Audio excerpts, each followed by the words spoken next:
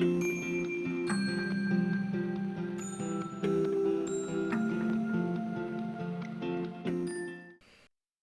guys, our first project, we are going to make a carrot.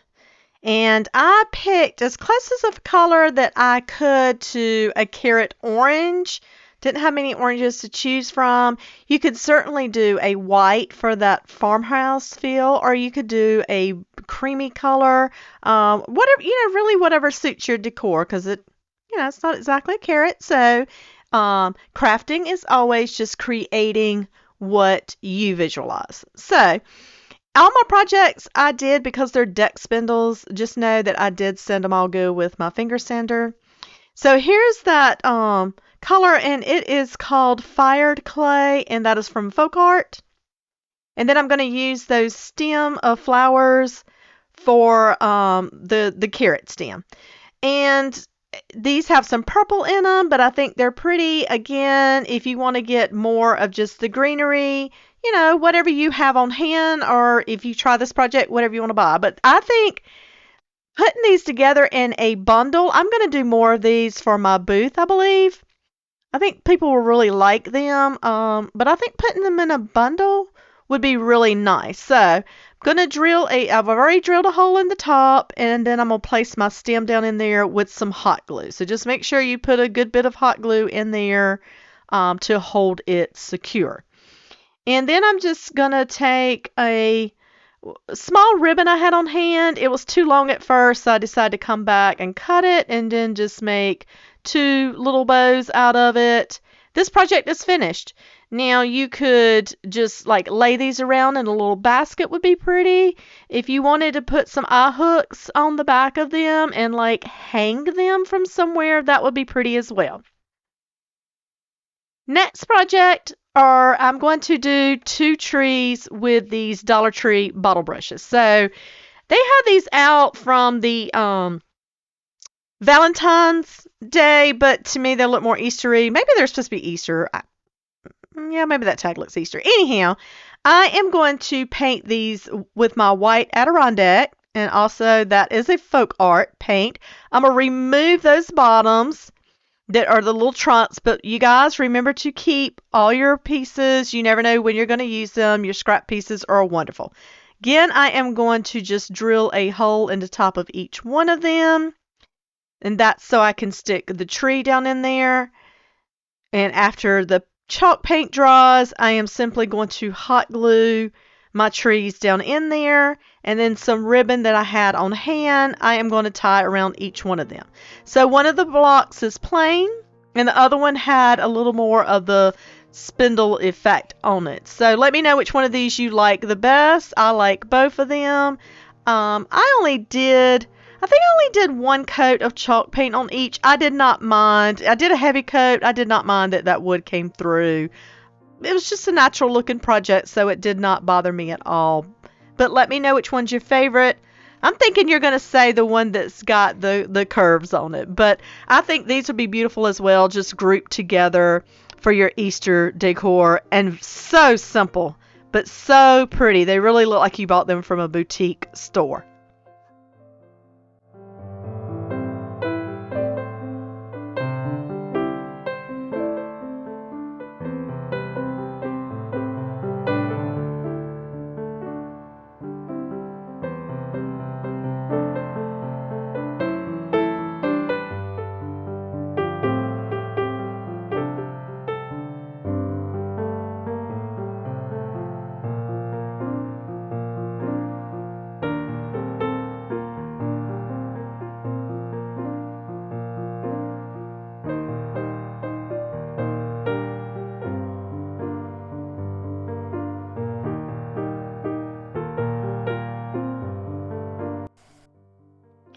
In this project, we're going to make a little sign, and this one had the most components to it, so it took the most little work. The other ones are really simple. This is simple too, but it just had a lot going on.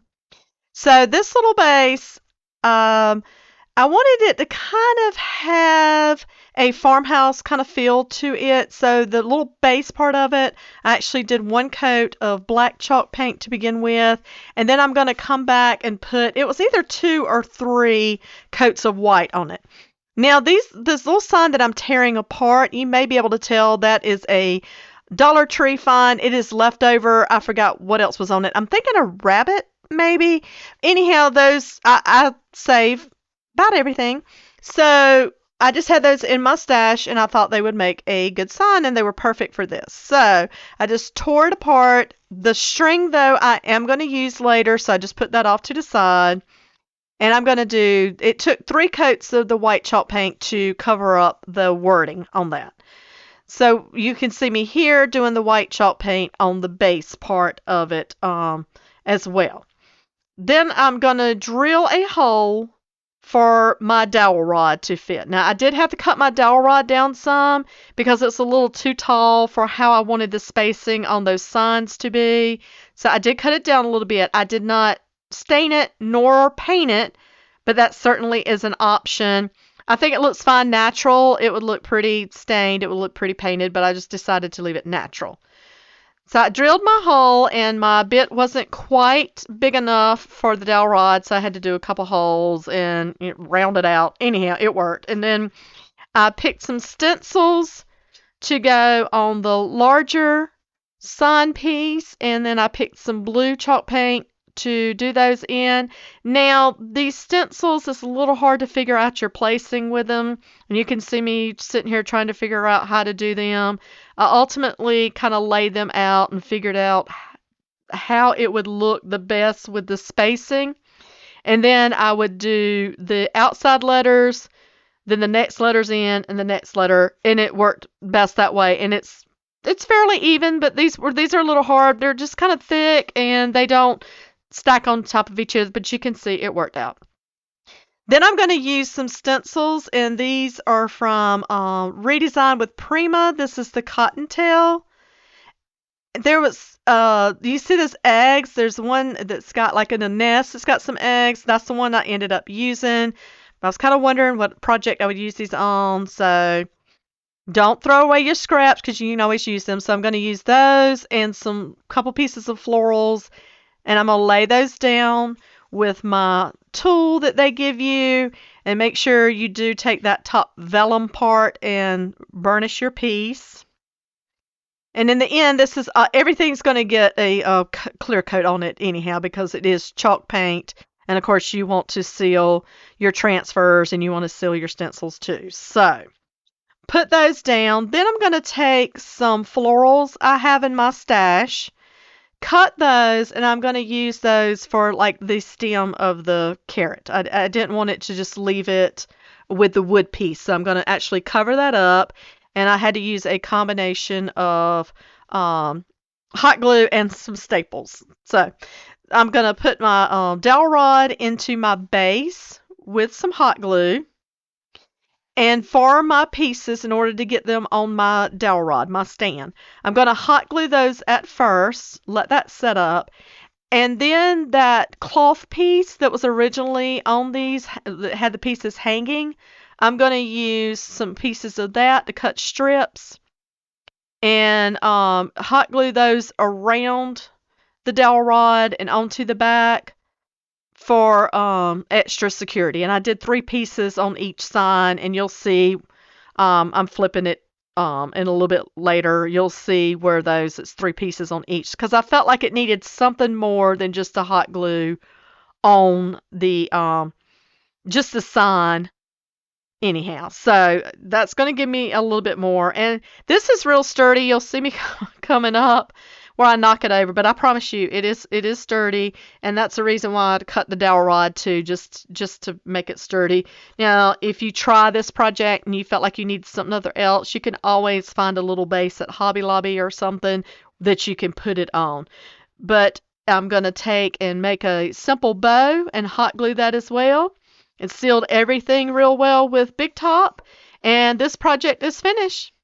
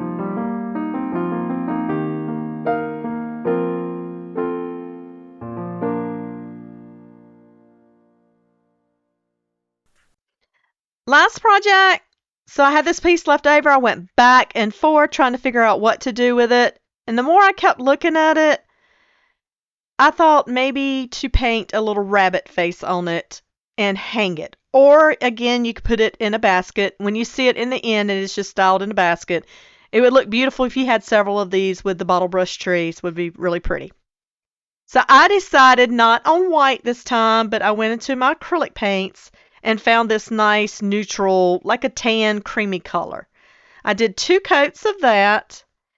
Now, I'm not going to put a stencil on it, a transfer on it. I'm just simply looking at this rabbit to get the details of the eyes, the nose, and the mouth. I can't visualize drawing something just off the top of my head. Usually, I kind of have to look at something. Now, I will say, you'll have to let me know how you really like this project. I am good at drawing. When I paint, I tend to go a little heavy-handed, even if I have the smallest paintbrushes there are. But you'll have to let me know if you were a good painter. This project would be absolutely beautiful. I really like him, but I think the paint is a little heavy. But it is what it is, and he's cute. Or she's cute. Maybe it's a she.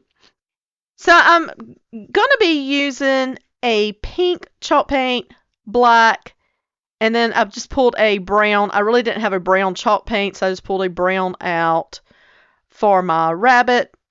And then I'm going to use the white for the eyes. So I've already painted up his face. You can see it looks really dark here.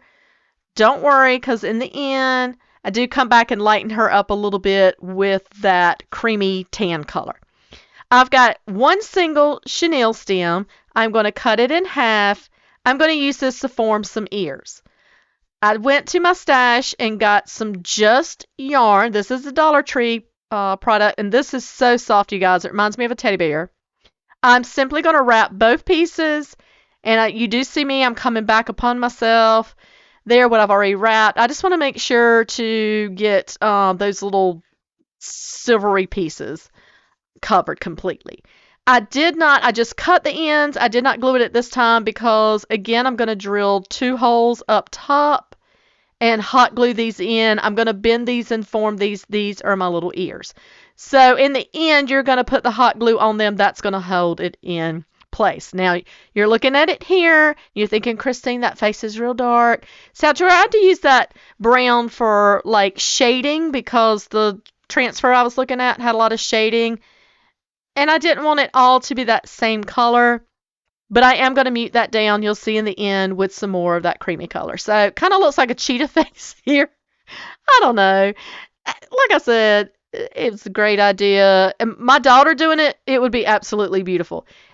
If I just sat and really, really took my time with it and the thinnest little brushes they make, I could do it. But anyhow, took some pink ribbon I had on hand and simply formed a bow I did 2 little pieces. I just wrapped around themselves over and over. I cut it out to use those wired ends, and then I cut a strip down the middle and tied that to hang.